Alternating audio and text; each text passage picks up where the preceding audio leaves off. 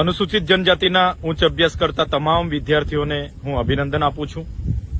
તમારો બધાનો સાથ અને સહકાર અને મોડા પણ ગુજરાત સરકારે પોતાની ભૂલ સ્વીકારીને પુનઃ ભારત સરકાર પુરસ્કૃત પોસ્ટ મેટ્રિક શિષ્યવૃત્તિની યોજના ચાલુ કરવા આજે પરિપત્ર બહાર પાડ્યો છે, ત્યારે એમનો પણ હું આભાર વ્યક્ત કરું છું.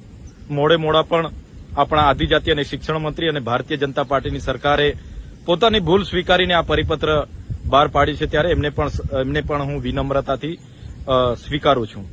સાથીઓ, આપ સૌ જાણો છો 1/7/2010 રોજ કેન્દ્ર સરકારે અનુસૂચિત જનજાતિના વિદ્યાર્થીઓ ઉચ્ચ અભ્યાસ કરી શકે એના માટે પોસ્ટ મેટ્રિક શિષ્યવૃત્તિની યોજના ચાલુ કરી હતી.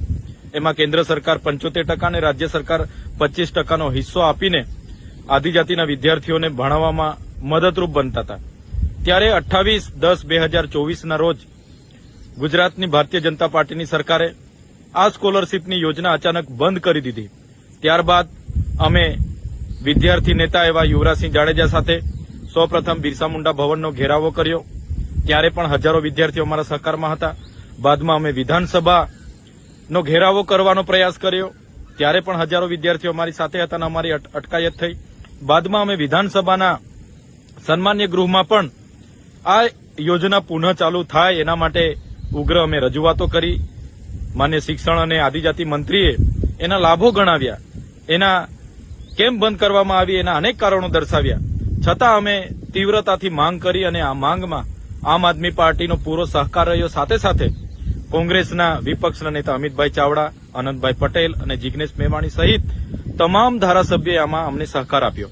અમને તમામને વિધાનસભામાંથી સસ્પેન્ડ કરવામાં આવ્યા, અમને ઉચકીને બહાર લઈ જવામાં આવ્યા. છતાં અમારી માંગ એ વ્યાજબી હતી અને સાચી હતી, જેને આજે સરકારે સ્વીકારી છે. ત્યારે ગુજરાતના તમામ જિલ્લાઓમાં અમે યુવરાજસિંહ જાડેજા સાથે રહીને આવેદનપત્રો પણ આપ્યા છે. આનંદભાઈ પટેલ એમની NSUIની ટીમ સાથે રહીને આવેદનપત્ર અને વિરોધ પણ એમણે દર્શાવ્યો છે. ત્યારે આજે સરકારને એમાં પીછેહટ કરવી પડી અને સરકારે પણ વિચાર્યું કે ક્યાંક આપણી ભૂલ થાય છે અને એમણે ભૂલ સુધારી છે. ત્યારે સરકારનો પણ આભાર માનીએ છીએ અને જે પણ નિર્ણય આજે થયો છે એ ગુજરાતના અનુસૂચિત જનજાતિના વિદ્યાર્થીઓના ભવિષ્યના હિતમાં થયો છે. ત્યારે એમને સહજતાથી અમે આવકારીએ છીએ. જે પણ વિદ્યાર્થીઓ diploma, degree, ANM, GNM, pharmacy, BSc, MBBS જે પણ કરતા હતા અને ગત વર્ષે જેમને તકલીફો પડી છે, હવે તકલીફો નહીં પડશે એવી આશા વ્યક્ત કરીએ છીએ અને આ વિદ્યાર્થીઓ પોતાની કારકિર્દી, પોતાનું ભવિષ્ય બનાવે એવી શુભકામનાઓ પણ આપીએ છીએ. ત્યારે ફરી એકવાર આજના પરિપત્રને અમે આવકારીએ છીએ અને સૌ વિદ્યાર્થીઓને ફરી એકવાર અભિનંદન પાઠવીએ છીએ. ધન્યવાદ.